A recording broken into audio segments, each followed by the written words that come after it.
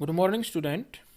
आज हम शिक्षा निदेशालय द्वारा एसएस सामाजिक विज्ञान कक्षा 7th की वर्कशीट 28 करेंगे, जो आपके लिए 25/1/2021 के लिए शेड्यूल की गई है। इसका विषय है राज्य शासन कैसे काम करता है। शासन के मेन 3 स्तर बताए गए हैं: केंद्र, राज्य, स्थानीय। स्थानीय, राज्य, केंद्र। स्थानीय लोकल, जहाँ जैसे गांव में सरपंच का चुनाव होता है, पंच का चुनाव होता है, नगर पालिका नगर निगम में मेयर का चुनाव होता है। उसके बाद राज्य, राज्य में एमएलए का चुनाव होता है, एमएलए फिर मुख्यमंत्री का चुनाव करते हैं। केंद्र, केंद्र जो सेंट्रल गवर्नमेंट होती है, जहाँ पर मेंबर ऑफ पार्लियामेंट एमपी और एमपी का फिर एमपी सब मिलकर पीएम प्रधानमंत्री का चुनाव करते हैं। इस तरह से 3 शासन के क्षेत्र हैं।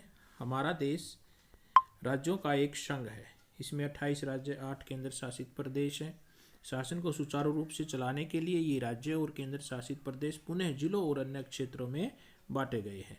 भारत के हर राज्य में एक विधानसभा है। विधानसभा के एक सदस्य को एमएलए या विधायक कहा जाता है।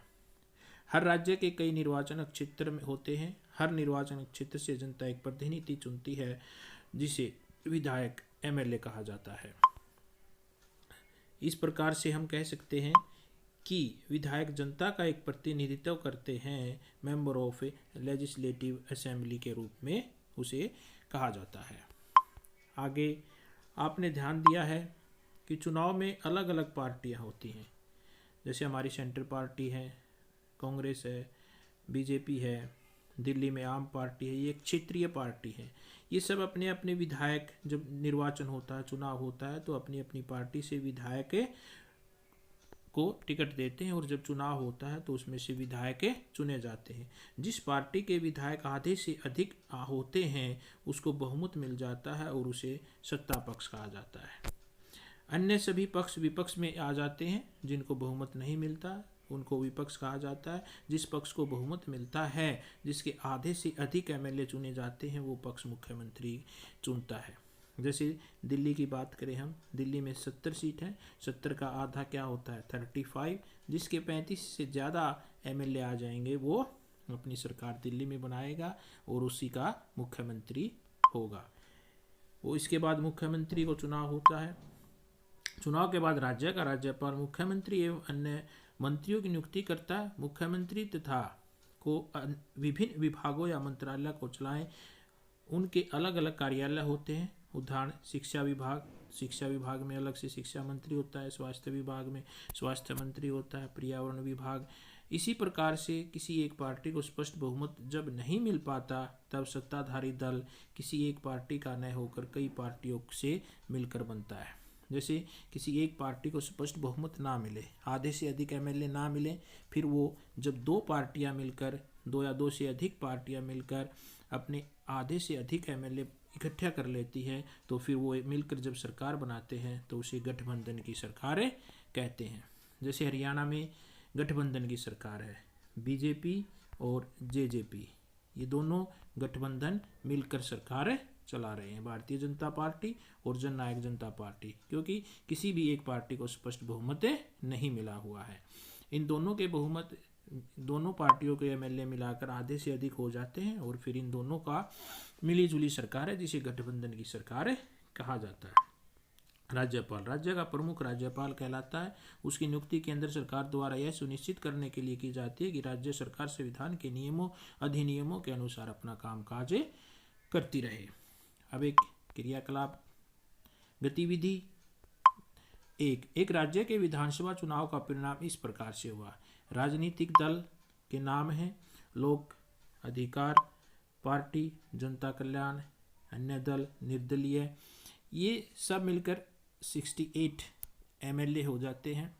इसमें चुनाव के बाद जो चुने हुए एमएलए की संख्या है, लोक अधिकार पार्टी के 43 एमएलए 43 चुन कर आते हैं, जन कल्याण दल के 16, अन्य के 3, निर्दलीय 6। निर्दलीय वो होते हैं जो किसी भी पार्टी से नहीं होते, जो अपना अलग से चुनाव लड़ते हैं, वो किसी पार्टी से संबंधित नहीं होते। अब इस टेबल में सबसे अधिक एमएलए किसके हैं? लोक अधिकार पार्टी के 68। 68 का हाफ क्या हो जाएगा? 34। अब जिस पार्टी के 34 से ज़्यादा एमएलए होंगे उसे स्पष्ट बहुमत मिलेगा। तो यहाँ पर लोक अधिकार पार्टी के एमएलए कितने हैं? 43, जो कि क्या है, आधे से ज़्यादा हैं। तो किस सरकार की, अब क्वेश्चन पूछा गया, बताइए सरकार किस दल की है और क्यों बनाई जाएगी? तो स्पष्ट है, सरकार किस दल की बनेगी? लोक अधिकार पार्टी की। क्यों बनेगी? क्योंकि उसके एमएलए की सबसे ज़्यादा हैं, 43 हैं। अब उसको गठबंधन की सरकार की भी जरूरत नहीं पड़ेगी। क्यों? क्योंकि उसके एमएलए क्या है, आधे से अधिक है। अकेले दम पर वो पार्टी बनाएगी। सेकंड क्वेश्चन कहता है कौन कौन से दल विपक्ष कहलाएंगे और क्यों? लोक अधिकार पार्टी को छोड़कर जनता कल्याण, अन्य दल, निर्दलीय, ये सभी क्या कहलाएंगे? विपक्ष कहलाएंगे। क्यों कहलाएंगे? क्योंकि इनकी पार्टी और सरकार नहीं है, ये सत्ता पक्ष नहीं है। सत्ता पक्ष का जो विरोध है, विरोध इनके एमएलए कम है, तो ये सत्ता का के पक्ष के विरोध में बैठेंगे, इसलिए ये विपक्ष कहलाएगा। तीसरा, मुख्यमंत्री व मंत्री किस दल के बनेंगे? मुख्यमंत्री व मंत्री किस दल के बनेंगे? लोक अधिकार पार्टी के बनेंगे। क्यों बनेंगे? क्योंकि ये क्या है, सत्ता पक्ष है, इनके एमएलए आधे से अधिक हैं। कुछ राजनीतिक दलों के नाम पता लगाएं। कुछ राजनीतिक दल क्या है? जो पार्टियां हैं, जैसे बीजेपी, भारतीय जनता पार्टी है, नेशनल राष्ट्रीय कांग्रेस पार्टी है, और हरियाणा में जननायक जनता पार्टी है, दिल्ली में आम आदमी पार्टी है। ये जो पूरे इंडिया में चुनाव लड़ते हैं वो राष्ट्रीय पार्टी कहलाती हैं। जो एक क्षेत्र से संबंधित हैं, एक क्षेत्र से बंधी हुई है, वो क्षेत्रीय पार्टी कहलाती हैं। ये अब निम्नलिखित प्रश्नों के उत्तर दीजिए। आपके क्षेत्र का विधायक कौन है?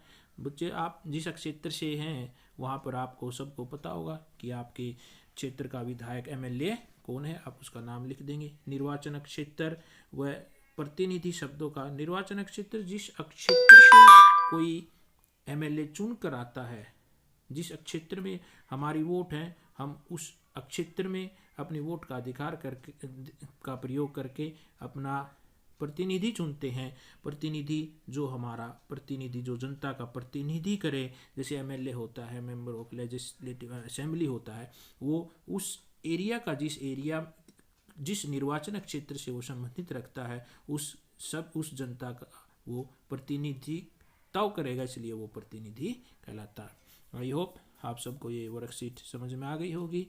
Thank you. चैनल सब्सक्राइब नहीं किया हो तो आप सभी बच्चे सब्सक्राइब कर लें, ताकि आपको नोटिफिकेशन टाइम पर मिलती रहे। Thank you.